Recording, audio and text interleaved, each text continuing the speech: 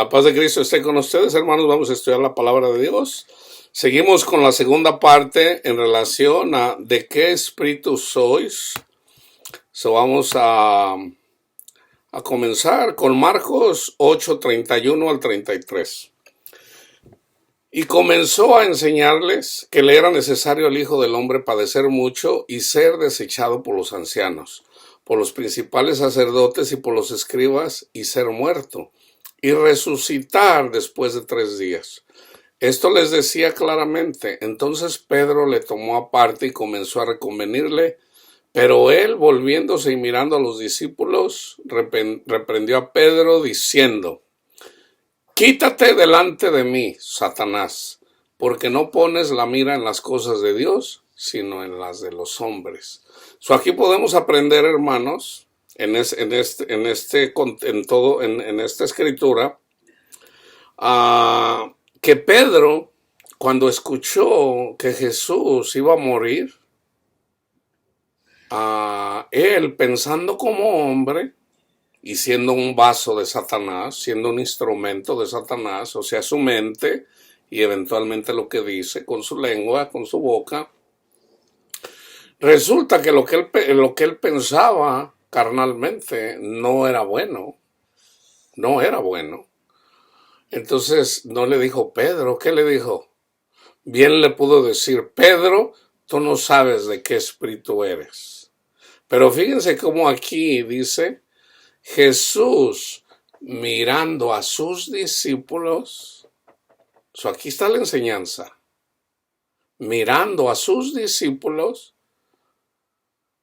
le dijo a Pedro: quítate delante de mí, Satanás. Porque piensa en las cosas de los hombres y no en las cosas de Dios. Porque pones la mira en las cosas, no pones la mira en las cosas de Dios, sino en la de los hombres. Entonces, en cuanto a las cosas de los hombres, es muy típico que siempre tendemos a querer agradar a los hombres y no a Dios. Aquí está como Dios, como Satanás usa a Pedro. Vamos a otro ejemplo.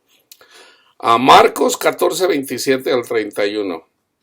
Entonces Jesús les dijo: todos se escandalizarán de mí esta noche, porque escrito está: heriré al pastor y las ovejas serán dispersadas. Pero después de que haya resucitado, iré delante de vosotros a Galilea. Entonces Pedro le dijo: aunque todos se escandalicen, yo no. Y le dijo Jesús: de cierto te digo que tú hoy, en esta noche, antes que el gallo haya cantado 2 veces, me negarás 3 veces. Mas él con mayor insistencia decía: si me fuera necesario morir contigo, no te negaré. También todos decían lo mismo. Se fijan que no nada más fue Pedro. Todos decían lo mismo. Nosotros no te vamos a negar. Ahora, ¿qué estaban hablando ahí? ¿De qué espíritu eran, hermanos? Eran carnales. Nosotros no podemos presumir nada, hermanos. Yo ya les he dicho, si nosotros nos ponemos a presumir, eventualmente el Señor nos va a humillar. ¿Por qué? Porque es Dios quien nos da las cosas que hacemos. Es Él el que nos las da. Por ejemplo, si Juan es humilde, no es porque Juan sea humilde, sino porque Dios le dio espíritu de humildad. Juan es carnal, o Pedro, o Pablo, todos. Entonces, no debemos de ser presumidos, hermanos. ¿Por qué? Porque en relación a estas cosas, son carnales. Yo no te voy a negar, Señor, bien machos. Bien machos. Ahora, fíjense cómo dice Lucas 22, 31 al 34. Dijo también el Señor: Simón, Simón, he aquí Satanás os ha pedido para zarandearos como a trigo, pero yo he rogado por ti, que tu fe no falte. Ahí está. ¿Quién es el que rogó por Pedro? Jesús. Y tu fe no falte. Y tú, fíjense hermanos, estos versículos son tan poderosos, hablan tan alto, hablan tan... Fíjense, y tú, una vez vuelto, o sea, fíjense, un psiquiatra, por ejemplo, un psiquiatra cristiano diría ahorita, está Pedro, entonces le dice Jesús, Pedro o Simón, aquí en este caso le dice Simón, Simón, Simón, Satanás te ha pedido permiso para zarandearte. Acuérdense que Satanás siempre anda incitando a Dios. Entonces dice, pero yo he pedido por ti. Cuando tú regreses, cuando tú vuelvas, o sea, resulta que el que lo negó no era Pedro. No era Pedro. Sino más bien el espíritu de Satanás en Pedro negando a Cristo. Aquí lo dice, una vez vuelto, confirma a tus hermanos. Él le dijo, Señor, dispuesto estoy ahí contigo no solo a la cárcel, sino también a la muerte. Y él le dijo, Pedro, te digo que el gallo no cantará hoy antes que tú niegues 3 veces que me conoces. Entonces, en el otro miramos que el gallo cantó 2 y él cantó 3. Él lo negó 3 veces. O el gallo le ganó. El gallo fue más gallo que Pedro. Lucas 22, 47 al 51. Mientras él aún hablaba, se presentó una turba. Este ya es el caso de Judas. Y el que se llamaba Judas, uno de los 12, iba al frente de ellos y se acercó hasta Jesús para besarle. Entonces Jesús le dijo, Judas, ¿con un beso entregas al Hijo del Hombre? También le llamó amigo, ahorita vamos a ver.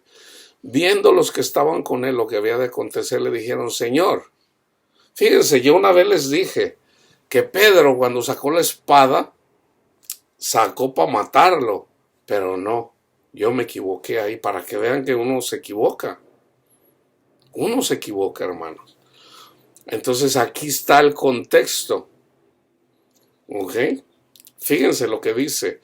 Porque está el Mateo 26, 47 al 56, Marcos 14 y en Juan 18 también.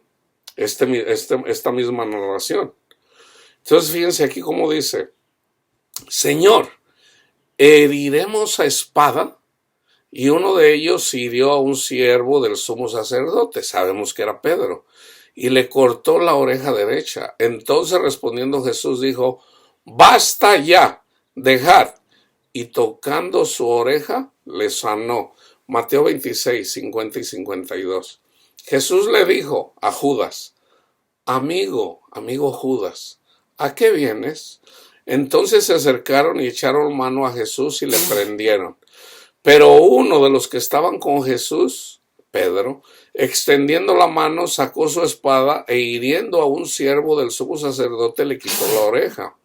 Entonces Jesús le dijo, vuelve tu espada a su lugar, porque todos los que tomen espada, a espada morirán. Ahí está. Ahí hay otra enseñanza que no estaba en el otro. Todo el que agarre espada, espada va a morir. Juan 18 del 6 al 11. Cuando les dijo yo soy, es la misma narración, pero en este caso narrándola Juan, retrocedieron y cayeron a tierra. Volvieron pues a preguntarles, ¿a quién buscáis? Y ellos dijeron, a Jesús Nazareno. Respondió Jesús, os he dicho que yo soy. Pues si me buscáis a mí, dejad ir a estos. Para que se cumpliese aquello que había dicho, de lo que me diste no perdí ninguno.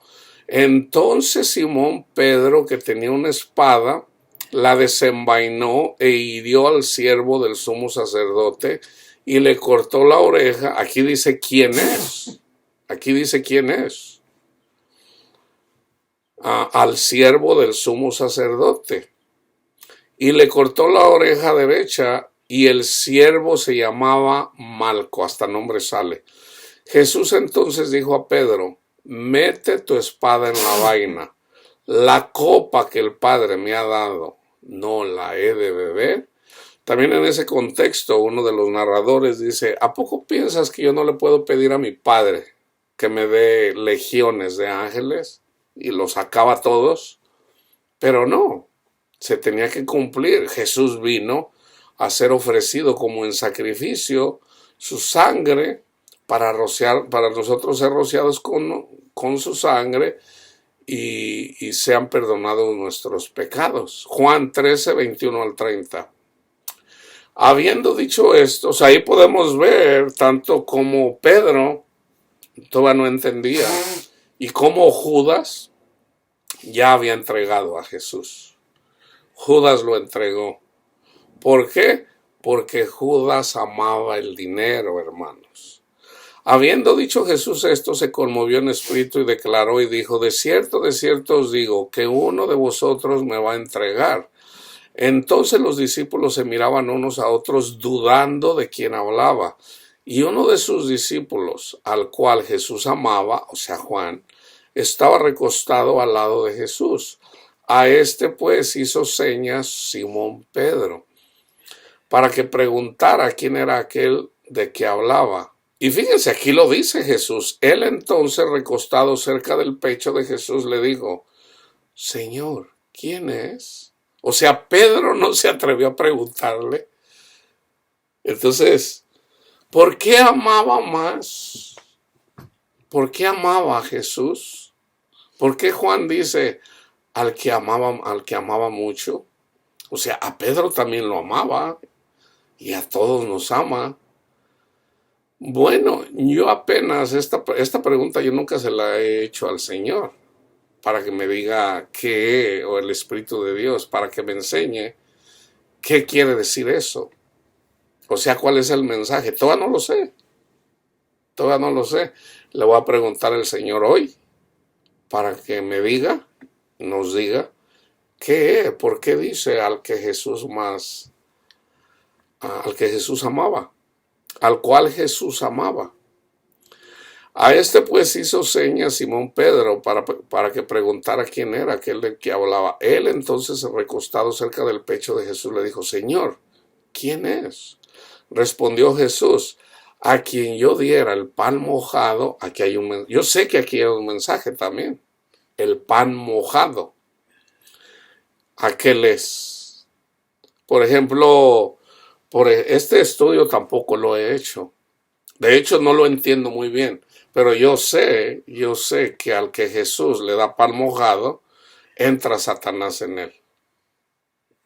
Y por ejemplo, cuando hacen el concilio, los apóstoles y los maestros llegan a la conclusión de que les prohíben que coman lo ahogado. So va a la par de esto, de comer pan mojado o lo ahogado. Todavía no lo entiendo, todavía no lo estudio, todavía no sé. So el Señor también, es otra pregunta que también le voy a hacer al Señor. Señor, esto no lo entiendo. O sea, yo sé que el pan mojado significa algo. Específicamente, yo sé lo que implica, pero en relación a los versículos en el Antiguo y en el Nuevo Testamento, todavía no lo estudio, todavía no lo sé. Y mojando el pan le dio a Judas Iscariote, hijo de Simón. Y después del bocado, como ahorita el Señor me trajo a mi mente, me está hablando, cuando comieron las aves que cuando querían comer carne. Esto ahorita me lo acaba de dar. O sea, el pueblo, cuando sale de Egipto, se abre el mar rojo, pasan por tierra seca, le da los 10 mandamientos y van en camino a la tierra prometida. Entonces el pueblo quería carnita. ¿Podrá Dios poner mesa en el desierto? Queremos carne. ¿Para qué nos sacaste, Moisés, de Egipto? Allá teníamos Allá comíamos bien.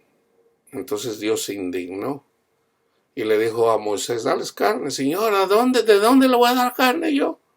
Dales carne. Entonces pasaron millones, dijeran en México, de huilotas, y cayeron ahí, hicieron montones.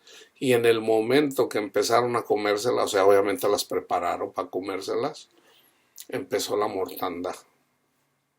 O sea, entró Satanás en ellos. Y después del bocado, Satanás entró en él. Entonces Jesús le dijo, lo que vas a hacer, hazlo más pronto. Entonces ya no era Judas, hermanos, ya no era Judas, era Satanás. Pero ninguno de los que estaban a la mesa entendió por qué le dijo esto. Ahora ellos todavía no sabían, porque algunos pensaban, puesto que Judas tenía la bolsa, que Jesús le decía, compra lo que necesitamos para la fiesta o que diera algo a los pobres. Cuando él pues hubo tomado del bocado, luego salió. Y fíjense por qué Juan dice esto, y era ya de noche. Ahí está la noche, hermanos. Nosotros sabemos que la noche en la noche es donde se hacen las maldades simbólicamente. Lucas 22 del 1 al 4. Estaba cerca la fiesta de los panes sin levadura, que se llama la Pascua, y los principales sacerdotes y los escribas buscaban cómo matar a Jesús porque temían al pueblo. Y entró Satanás en Judas, por sobrenombre Iscariote, el cual era uno del número de los 12, y este fue y habló con los principales sacerdotes y con los jefes de la guardia de cómo se lo entregaría. Ahí está. Es obvio que Satanás entró en Judas. ¿Por qué? Porque Judas prefirió el dinero antes que a Jesús. Juan 12 del 1 al 8. 6 días antes de la Pascua vino Jesús a Betania, donde estaba Lázaro, el que había estado muerto y a quien había resucitado de los muertos. Y le hicieron allí una cena. Marta le servía y Lázaro era uno de los que estaban sentados a la mesa con él. Entonces María tomó una libra de perfume de nardo puro de mucho precio y ungió los pies de Jesús y los enjugó con sus cabellos. Y la casa se llenó del olor del perfume. Y dijo uno de sus discípulos, Judas Iscariote, hijo de Simón, el que le había de entregar. Porque fíjense el comportamiento de una persona que rechaza a Cristo, hermanos, ¿ok? ¿Por qué no fue este perfume vendido por 300 denarios y dado a los pobres? Pero dijo esto no porque le importaran los pobres, sino porque era un ladrón. Ahí está, porque era ladrón. Y teniendo la bolsa, sacaba de ella. Entonces Jesús dijo, déjala, para el día de mi sepultura ha guardado esto, porque a los pobres siempre los tendrán con vosotros, mas a mí no siempre me tendrán, no siempre me tendrán. Entonces ahí podemos ver, hermanos, no podemos esperar buenas obras. Ahí están los que eventualmente se vuelven contra nosotros. O sea, así está escrito, hermanos. Por ejemplo, en una familia está Panchito, está Juanito y está Ramón. Okay. Los tres son cristianos. Los tres son cristianos. Panchito le sirve al Señor. Juanito le sirve al Señor. Y Ramón le encanta el mundo. Es cristiano también, pero le encanta el mundo y sobre todo le encanta el dinero. Entonces, eventualmente,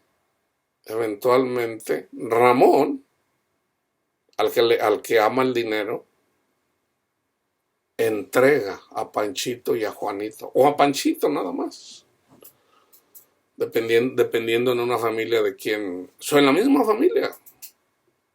Ahora, ¿qué hizo Jesús con Judas? Amigo Judas. Ahora, pero hay un castigo. ya preparado para esas personas que nos entregan,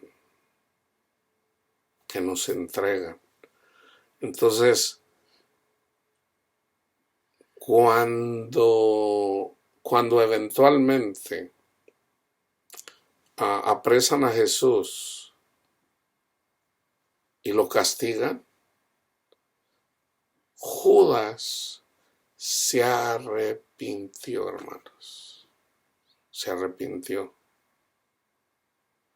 pero no podía tener paz. O sea, él verdaderamente en la carne se arrepintió. Si no se hubiera arrepentido, no hubiera regresado el dinero. Pero Dios no le dio paz. Se suicidó. Se suicidó.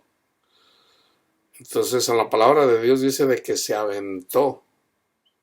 Y su cuerpo, su cabeza, yo me imagino, ahí cayó y se hizo como calabaza y se abrió. Sus entrañas, eso ha de haber sido un lugar alto. Esto todavía no lo estudio, pero por alguna razón siempre hemos mirado, por ejemplo, en las películas aparece que Judas se ahorcó. Pero basado en lo que yo he leído y ahorita no lo he estudiado, pero no, Judas se aventó porque sus entrañas cayeron o sea, su cuerpo se abrió. O sea, así como cayó Jezabel de un lugar alto y se la comieron eventualmente los perros. A Judas sus entrañas, o sea, su cuerpo se abrió, o sea, se aventó de un lugar alto. Entonces, ese es el castigo para las personas que pelean contra nosotros. Ya está escrito, o sea, esto no se trata de, esto ya así es.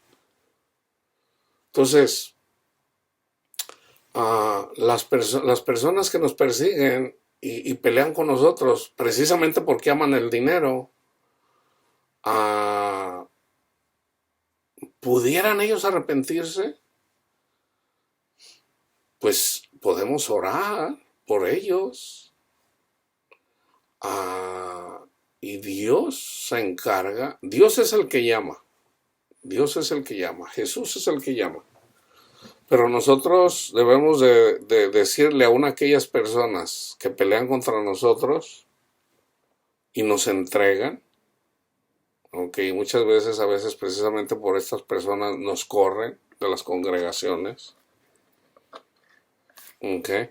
Nosotros debemos de, acuérdense, es mejor que una persona, si nos entregan a nosotros, vamos a decir, y una persona tiene por decir 30 años, 40 años, si nosotros oramos por esas personas, Dios puede tener misericordia. Solamente hay un pecado que no tiene perdón, que es la blasfemia contra el Espíritu Santo. Ya una vez que el castigo llega, ya no hay perdón. Y la blasfemia contra el Espíritu Santo es precisamente que cuando predicamos a Jesús, por ejemplo, si yo predico a Jesús, pero no nada más yo, sino el Espíritu de Dios que está en mí, hay dos testigos, el Espíritu y yo.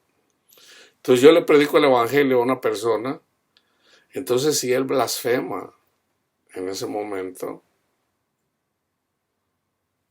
yo no sé en dónde está la línea, hermanos. Porque ahora lo que sí sé es de que una persona que tiene el Espíritu Santo no puede blasfemar. O sea, si una persona por escuchar el Evangelio recibe el Espíritu Santo, esa persona no puede blasfemar. Pero hay muchas personas que piensan que tienen el Espíritu Santo y no lo tienen. Juan lo dice. El que ama este mundo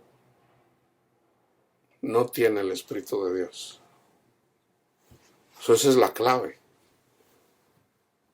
Una persona que ama este mundo todavía no tiene el Espíritu Santo. Lo dice Juan, no lo digo yo. Ahora, fíjense, vayan y lean, no se lo voy a leer, Apocalipsis 1 del 9 al 20. Por ejemplo, yo nomás le voy a leer 2 versículos. Yo, Juan, vuestro hermano, copartícipe vuestro en la tribulación, en el reino y en la paciencia de Jesucristo, estaba en la isla llamada Patmos por causa de la palabra de Dios y el testimonio de Jesucristo. Dice, yo estaba en el Espíritu en el día del Señor, el día de la ira de Dios, y oí detrás de mí una gran voz como de trompeta que decía, yo soy el Alfa y la Omega. Aquí está Cristo. Lo vio. ¿Y qué hizo? Lo adoró. ¿Ok? Ahora fíjense Juan, cómo no sabía todavía él, cuando escribió el libro del Apocalipsis, él lo escribió como pasó. Pero fíjense en el Apocalipsis 19, 1 al 10. Léanlo. Entonces, en el 9, y el ángel me dijo, escribe, bienaventurados son los que son llamados a las cenas de las bodas del Cordero. O sea, bienaventurados los que creen en el Evangelio. O sea, están comiendo, ahorita están comiendo. Y me dijo, estas son palabras verdaderas de Dios. Yo me postré a sus pies para adorarle. Fíjense cómo Juan no sabía distinguir todavía entre Jesús o el ángel de Jehová y un ángel, un servidor de Dios. Por ejemplo, Gabriel o Miguel. Dice, yo me postré a sus pies para adorarle. Y él, así como lo había dicho en el capítulo 1 con Jesús. Y él me dijo, mira, no lo hagas. Yo soy consiervo tuyo y de tus hermanos que retienen el testimonio de Jesús. Adora a Dios. Ahí está. ¿Cómo adoramos a Dios? Y en el contexto, ahí se mira que estaban adorando a Dios. Entonces él quería adorar al ángel. O sea, lo que Juan no entendía es de que en el Antiguo Testamento está el ángel de Jehová, que es Dios, pero en ángel, y están los otros ángeles que tienen nombre. Por ejemplo, está Miguel y está Gabriel. Tienen nombre. El ángel de Jehová es superior a Gabriel y a Miguel. Entonces, al ángel de Jehová se le podía adorar. A Gabriel y a Miguel no. Entonces, ahí está la diferencia. Ahí es donde tenemos que estudiar la Trinidad. O sea, Dios es un espíritu, el Padre. Jesús es el hombre. Y está el ángel de Jehová. Un ángel, pero es de Dios, del Padre. Entonces, estamos nosotros y están los ángeles que le sirven a Dios también. Que, acuérdense, hay dos. Yo estoy con que esos dos ángeles que están así en el lugar santísimo, que es Miguel y Gabriel, los que están ahí. Entonces, esos dos ángeles no son Dios, no es el Padre, aunque son siervos de Dios y tienen su lugar. Los ángeles tienen más poder que nosotros, obviamente. El ángel de Jehová es superior a Gabriel y a Miguel. ¿Ok? Ahora, Jesús es superior a los ángeles. Pablo lo dice. Pablo lo dice. O sea, los ángeles le sirvieron el dedo de Dios. Entonces, para que vean, hermanos, y fíjense, hay una observación. El libro de Juan, la primera, segunda y tercera carta de Juan y el Evangelio de Juan, Juan no habla mucho de la idolatría. ¿Saben cuántos versículos usa Juan? Por ejemplo, en 1 Corintios, vayan y mírenlo. Juan habla sobre todo del amor de Dios. Ese es el enfoque de Juan. Entonces, él tiene su narración en el Evangelio. Pero en la carta de Juan, sobre todo en la primera, él habla sobre todo del amor de Dios y de la diferencia de Dios y Satanás. De la idolatría solamente le dedico un versículo, el último versículo, en primero de Juan. Nomás dice, ahorita no lo recuerdo, pero algo así como, huí de la idolatría. Él no, ¿por qué? Porque él andaba siendo idólatra precisamente en el libro del Apocalipsis. Yo no sé si él se sentía avergonzado o como diciendo, no, eso yo se lo dejo a Pablo. Yo la andaba regando ahí, postrándome con los ángeles y mejor hay que se encargue Pablo de explicar eso. Él habla sobre todo del amor de Dios, que es lo más grande el amor de Dios.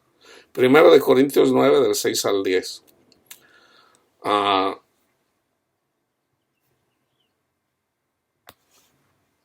9 al 10. No, déjame ver.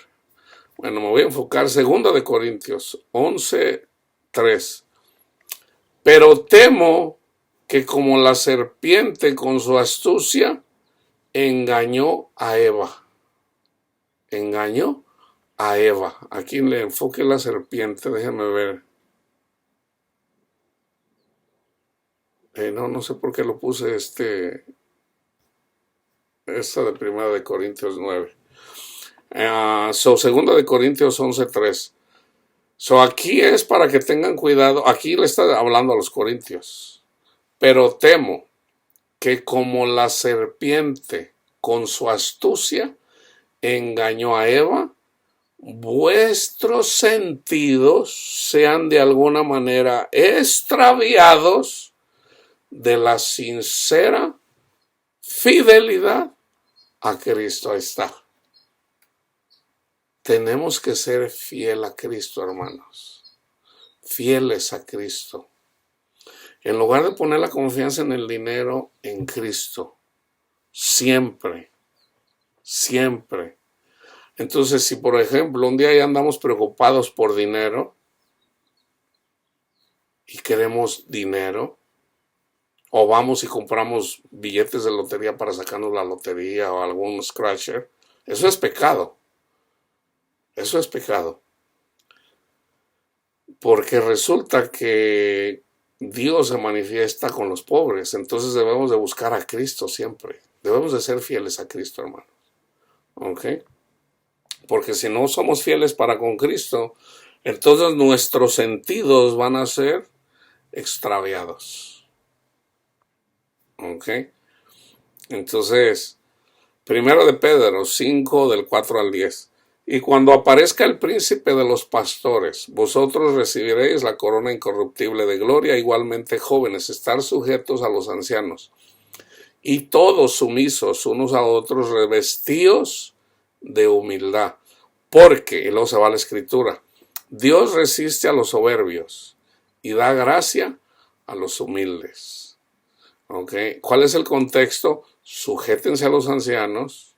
Aunque en Hebreos también dice a sus pastores. Y unos a otros.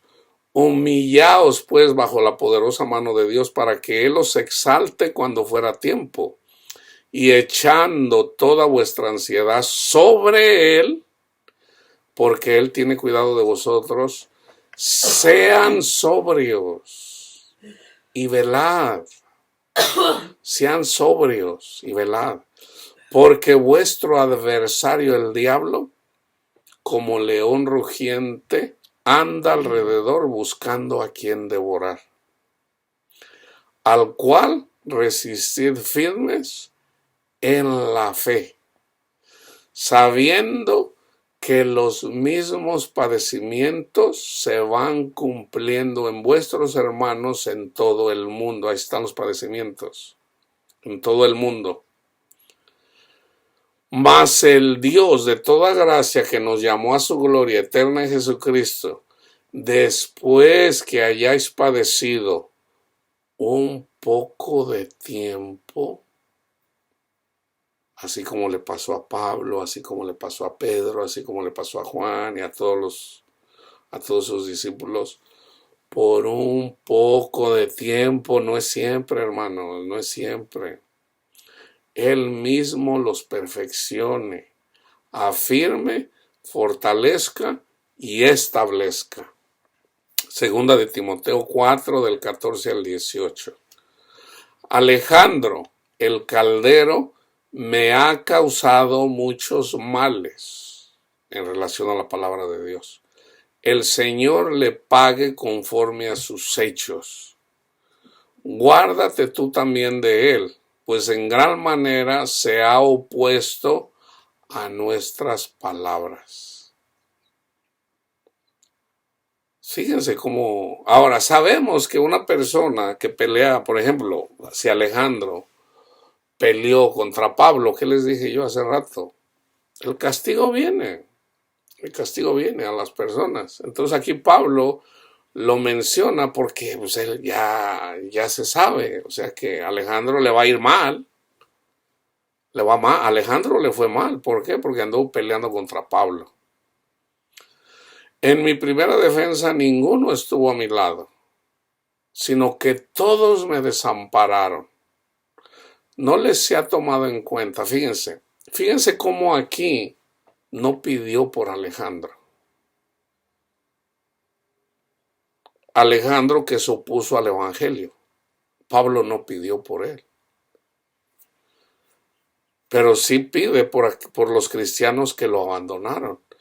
En mi primera defensa ninguno estuvo a mi lado, sino que todos me desampararon, que no les se ha tomado en cuenta.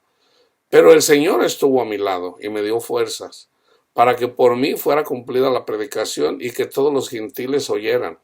Así fui librado de la boca del león. Y el Señor me librará de toda obra mala y me preservará para su reino celestial. A Él sea la gloria por los siglos de los siglos. Amén. Entonces podemos ver, hermanos, yo con esto concluyo, que debemos de permanecer fieles en el Señor. Y debemos siempre de pedirle a nuestro Padre Dios conocimiento, hermanos. Y que en la hora y estar despiertos. Entonces, muchas veces, hermanos, si una persona que no está en el evangelio siempre va a tener un espíritu de rebeldía, siempre va a andar alegando o siempre va a pensar tener siempre la razón. Ahora, de igual forma, por ejemplo, un día a mí una persona me dijo, bueno, tú también piensas tener la razón. Entonces le digo, sí, yo mismo me cuestiono eso.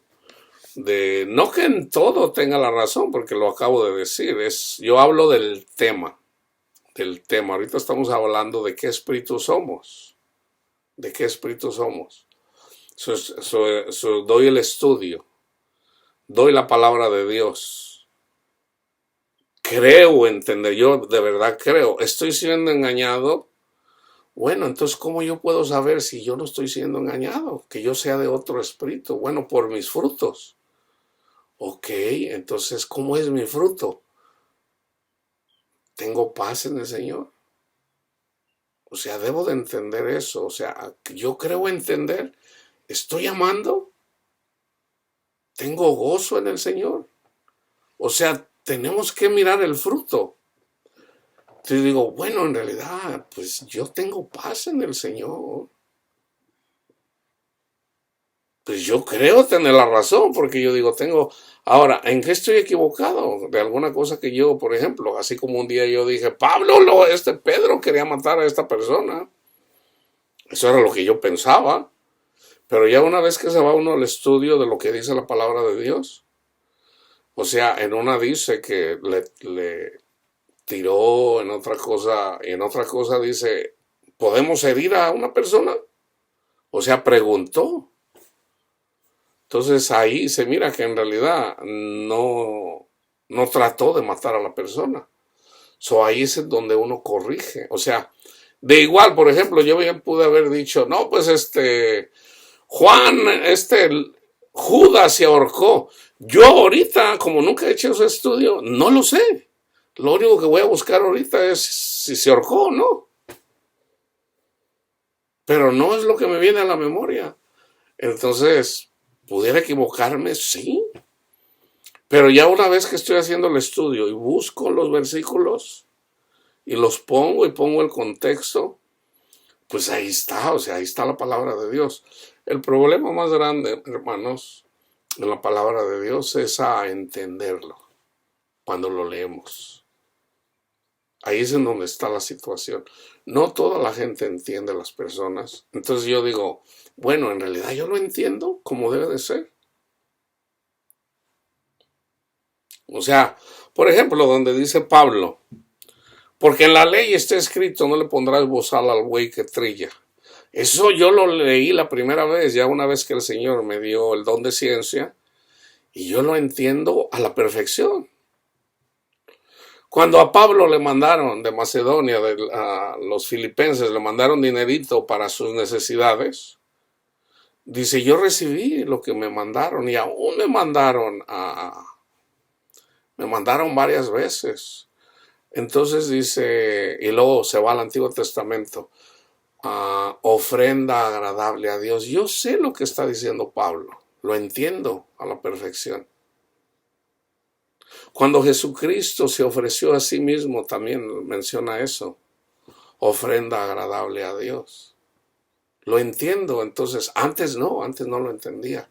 Cuando yo leí, y con esto termino, cuando yo leí a Juan 4 en relación a la mujer samaritana, la primera pregunta que yo le hice al Señor, Señor, ¿cuál es la verdadera iglesia? Y yo leí ahí, la hora viene y ya es cuando los verdaderos adoradores adorarán al Padre en espíritu y en verdad. Ahí yo no sé cómo, hermano, pero ahí entendí, yo dije, esta es la iglesia. Yo antes no lo entendía, ya lo había leído yo muchas veces y nunca lo entendí. Pero cuando lo leí esa vez, entendí que esa era la iglesia. O sea, como, no sé cómo decírselos. Entonces yo digo, yo llegué a cuestionar varias veces si en realidad es del Señor lo que recibí. Entonces digo, bueno, debo de mirar mis frutos. Estoy amando, tengo paz en el Señor, tengo gozo en el Señor. O sea, ¿o qué otros frutos nos vamos a mirar? Vamos a decir que el que ama el dinero va a decir, no, es que la verdadera prosperidad en realidad es en dinero y tú estás quebrado. En realidad tú estás equivocado, no entiendes la palabra de Dios porque estás quebrado. Pero aún así yo digo, no tengo plata así, pero no me falta. Tengo para arreglar mi carro, tengo para pagar la renta, tengo. No me falta, aún así. No ando preocupado, ¿cómo voy o sea, hay dinero para pagar mis necesidades. Entonces, en eso me baso de que tengo la razón. O sea, yo mismo me analizo a mí mismo. Entonces, y cuando está uno mal, hermanos, eso es simple. Cuando uno está equivocado en algo, el Espíritu Santo nos redarguye de pecado. Nos redarguye. A mí el Espíritu Santo me ha redarguido muchas veces cuando estoy haciendo algo mal. Entonces, ya una vez que tenemos a Cristo, la palabra de Dios dice, si el Espíritu Santo no nos trae a la mente nada para corregir, pues vamos bien.